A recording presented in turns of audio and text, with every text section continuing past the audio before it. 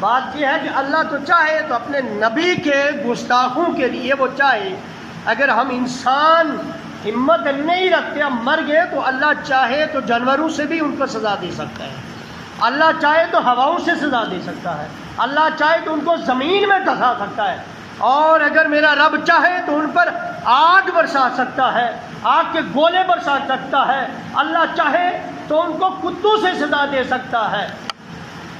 حضور کے گستاخ کو اللہ سزا ضرور دیتا ہے، اور ایک وقت آتا ہے کہ اس کی عبرت والی جو سزا ہوتی ہے وہ دنیا دیکھتی ہے، اور تاریخ اس بات کی گواہ ہے کہ جہاں انسانوں کا بس چلا انسانوں نے بدلہ لیا، اور اگر انسان اتنے ہی بے بس ہو گئے ہیں کہ اپنے نبی کی ناموس کا دفاع نہیں کر سکتے، تو پھر آپ نے دیکھا نا خانہ کعبہ پہ جب ابرہہ نے حملہ کیا تھا تو رب کائنات نے ابابیل کو بھیجا تھا اور پھر ابرہہ کے لشکر کو مسمار کیا تھا، اور جس پر قرآن مجید کی پوری صورت موجود ہے۔ الم تر کیف فعل ربک باصحاب الفیل، کیا تم نے نہیں دیکھا کہ اللہ نے ہاتھیوں والوں کے ساتھ کیا سلوک کیا، اور کیا ان کا دعویٰ غلط نہیں کیا، اور پھر ان پرندوں نے ان کے جھنڈ پہ جو پرندوں کے جھنڈ آئے کنکریاں برسائی دی، پرندوں کی چونچ اور ان کے پنجوں میں کتنی کنکریاں آتی ہیں، بڑے بڑے ہاتھی تباہ و برباد ہو گئے۔ تو اللہ تعالیٰ بدلہ لے لیتا ہے، اور یہ بات یاد رکھیں، گستاخی کرنے کے بعد زندہ رہے تو حضرت امام مالک کہتے ہیں پھر اس امت کو مر جانے کا حق ہے۔ گستاخی کرنے کے بعد اگر زندہ رہے پھر امت کو مر جانا چاہیے، یہ حضرت امام مالک کہتے ہیں۔ تو آج اس گستاخ ملعونہ نے نبی پاک کی شان میں گستاخی کی ہے۔ نوپور شرما جس کا نام ہے، انڈیا پارٹی جو جنتا پارٹی ہے اس کی سینئر پرسن میں سے تھی، بھارتی جنتا پارٹی کی رہنماؤں میں سے تھی، اور جو ان کا نوین جندل ہے اس نے بھی نبی پاک کی شان میں گستاخی کی۔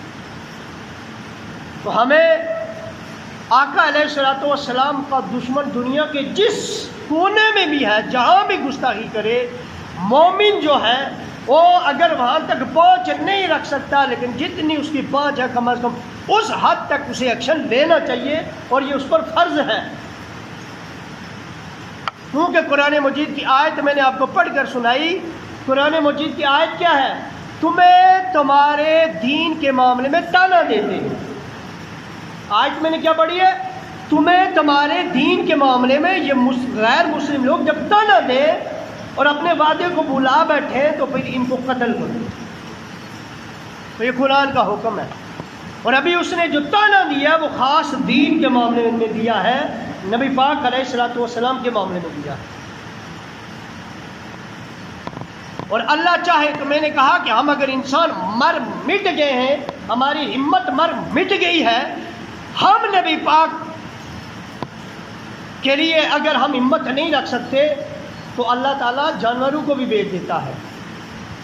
اللہ تعالیٰ ایک گستاخ تھا نا، بلکہ یہ حدیث کے الفاظ ہیں، انس رضی اللہ تعالیٰ عنہ، امام بخاری نے لکھی ہے، یہ حدیث امام بخاری نے لکھی ہے، اسی بخاری نے لکھی ہے جس بخاری کا حوالہ دے کر اس نوپور شرما لائن نے حضور کی گستاخی کی ہے۔ امام بخاری کی حدیث ہے، ان انس رضی اللہ تعالیٰ عنہ قال کان رجل نصرانیا فاسلم وقرأ البقرۃ وآل عمران، ایک نصرانی مسلمان ہوا، مسلمان ہونے کے بعد اس نصرانی نے حفظ کی کیا؟ وقرأ البقرۃ، سورہ بقرہ بھی حفظ کی، وآل عمران، سورہ آل عمران بھی حفظ کی، فکان یکتب لنبی صلی اللہ علیہ وآلہ وسلم۔ ہاں یہ جان لیں، کوئی بندہ قرآن مجید کا حافظ ہو جائے، کوئی بندہ قرآن کاتب وحی ہو جائے، لیکن اگر مرتاد ہو جائے تو نہ اس کا کاتب وحی انہیں فائدہ ہے نہ اس کا حافظ قرآن انہیں فائدہ ہے۔ مرتاد جو ہو جائے، جو دین سے پھر جائے، اس کی یہ چیز نہیں دیکھی جائے گی وہ کاتب وحی ہے، یا اس کی یہ چیز نہیں دیکھی جائے گی وہ حافظ قرآن ہے۔ یہ بخاری کی حدیث سنا رہا ہوں، فرمایا یکتب لنبی صلی اللہ علیہ وآلہ وسلم، وہ حضور کا کاتب تھا، فعاد نصرانین، پھر وہ واپس لوٹا، واپس نصرانی ہو گیا، مسلمان ہوا، حضور سے تربیت پائی اس نے، سورہ بقرہ بھی حفظ کی، آل عمران بھی حفظ کی، حضور کا کاتب بھی رہا، پھر واپس نصرانی بھی ہو گیا، اور جب وہ واپس نصرانی ہوا تو پھر وہ یقولو ما یدری محمد الا ما کتبت لہ، وہ کہنے لگا حضور کچھ نہیں جانتے مگر اتنا ہی جانتے جتنا میں نے محمد کو لکھ کے دے دیا ہے۔ اس نصرانی نے گستاخی کیا کی، چونکہ حضور کا کاتب تھا، اس نے کہا حضور کچھ نہیں جانتے، بس اتنا جانتے ہیں جتنا میں نے لکھ کے دے دیا ہے۔ پھر حدیث کے الفاظ ہیں، پھر وہ اللہ نے اسے موت دے دی، پھر وہ مر گیا، لوگوں نے اسے دفن کیا۔ جب لوگ دفن کر کے گھر چلے گئے، صبح اٹھتے ہیں دیکھتے ہیں اس کی لاش کو زمین نے باہر پھینکا ہوا ہے۔ اب وہ نصرانیوں نے مشہور کیا کہ چونکہ یہ محمد کے پاس گیا تھا اور وہاں سے بھاگ کر آیا، اس کو چھوڑ کے آیا ہے، لہذا محمد اور اس کے ساتھیوں نے اس کو قبر سے اس کی لاش کو باہر نکالا ہے۔ انہوں نے دوبارہ گہرا گڑھا کھودا، اس میں دفن کیا، اس کے بعد اگلی صبح ہوئی وہ پھر اس کی لاش زمین میں باہر پھینک دی۔ یہ بخاری کی حدیث سنا رہا ہوں میں۔ پھر کیا ہوا؟ پھر انہوں نے یہ حیرت انگیز منظر دیکھا، انہوں نے پھر اور جگہ ایک گڑھا کھودا، پھر اس کو دفن کیا، دفن کر کے انہوں نے کہا اب نکال کے بتائیں۔ اگلی صبح ہوئی، دیکھتے لاش کو پھر زمین نے باہر پھینکا ہوا۔ اب وہ سمجھ گئے کہ یہ مسلمانوں کا کام نہیں ہے، یہ کام کوئی اور ہی ہے، لیکن انہوں نے پھر اب اس کی لاش کو دفن نہیں کیا، ادھر ہی پہ پڑے رہنے دیا، اور اس کے لاش کو کووں اور گدھوں نے نوچ نوچ کے کھایا۔ یہ گستاخ رسول کی سزا اللہ چاہے تو یہ زمین سے بھی دلوا لیتا ہے۔ اور آگے سنیں، مغلیہ دور کا ایک واقعہ ہے جب 40,000 مغل مسلمان ہوئے تھے۔ یہ واقعہ بھی ایک گستاخ رسول کا بڑا زبردست ہے، ایک کتے کا واقعہ ہے، اور آج شاید ہم اس کتے سے بھی گزرے ہیں اگر ہم حضور کے ناموس کی خاطر نہ اٹھ کے کھڑے ہوں۔ سنیں، اس واقعے کو لکھنے والے ہیں ذکر عن جمال الدین ابراہیم ابن محمد تیبی۔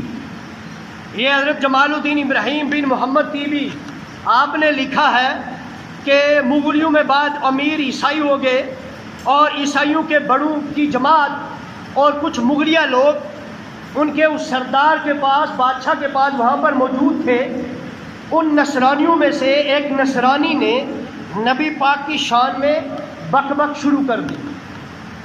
مغلیہ کی بات کر رہا ہوں میں، بک بک شروع کر دی، گالیاں دینا شروع کر دی، آقا کریم کی بارگاہ میں سب و شتم شروع کر دیا۔ جب اس نے یہ کام کیا تو اس وقت ان کا ایک کتا وہاں پر باندھا ہوا تھا، اس نے اس بندے پر حملہ کیا۔ جب اس نے حملہ کیا تو لوگوں نے چھڑایا، جب لوگوں نے چھڑایا تو انہوں نے ان میں سے کوئی بول پڑا کہ تو نے محمد صلی اللہ علیہ وسلم کے خلاف بات کی ہے، اسی لیے کتا تجھ پر حملہ آور ہوا۔ اس نے کہا یہ بات نہیں ہے، کتا اس لیے حملہ آور نہیں ہوا، یہ جو میں اشارے کر رہا تھا نا، کتے نے سمجھا کہ یہ مجھے مارنے لگا ہے، اس لیے کتے نے حملہ کیا۔ اب اس نے اشارے بند کر کے نا تو پھر حضور کی بارگاہ میں جب گستاخی کی نا، اب کتے نے پھر اس پر حملہ کیا اور اس کو یہاں سے پکڑا اور اس کا نرخرا کاٹ دیا، جگہ پر مردار ہوا۔ اس واقعے پر اس وقت انہوں نے لکھا ہے کہ 40,000 کے قریب مغلوں نے اسلام قبول کیا تھا۔ 40,000 کے قریب مغلوں نے اسلام قبول کیا تھا۔ میں بات یہ عرض کر رہا ہوں کہ اس کو اللہ نے سزا ایک کتے سے دلوائی تھی۔ جب وہ وہاں پر بیٹھنے والوں کا ایمان کمزور تھا تو اللہ نے ایک کتے سے دکھایا تھا کہ یہ دیکھو یہ کتا بھی تم سے زیادہ وفادار ہے۔ تو آج میں پوچھتا ہوں کہ ہم انسان ہیں، اللہ چاہے تو کتوں سے، آج کیا ہم انتظار کر رہے ہیں کہ اس پہ کوئی وبا آئے؟ آج ہم انتظار کر رہے ہیں کہ اللہ کی طرف سے اس پر کوئی آفت آئے؟ آج ہم انتظار کر رہے ہیں کہ اللہ ہی اس کو کوئی سزا دے دے؟ تو پھر ہم انسان کہلانے کے لائق نہیں ہیں، پھر شاید ہم سے وہ کتا بہتر ہے جس نے گستاخ رسول کے خلاف اپنی جان کی پرواہ نہ کی تھی. کیا اس کتے کو اپنی جان کی پرواہ تھی؟ نہیں تھی. جب حضور کی ناموس کی باری آئی تو اس نے اس نصرانی پہ حملہ کیا تھا، یقیناً اس کو اپنی جان کی پرواہ نہ تھی.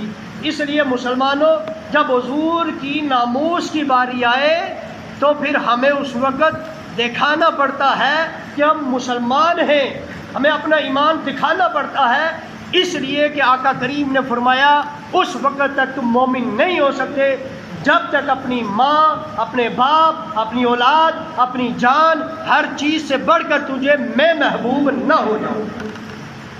حضور علیہ الصلوۃ والسلام کی ناموس سے بڑھ کر ہمیں کچھ بھی پیارا نہیں ہے، ہمیں کوئی قانون حضور سے بڑھ کر پیارا نہیں ہے.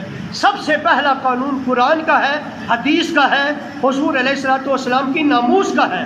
ہم ایسے کسی قانون کو نہیں ماننے کو تیار جو حضور علیہ الصلوۃ والسلام کی ناموس کے معاملے میں بالکل بھی ہلکی پالیسی رکھتا ہو.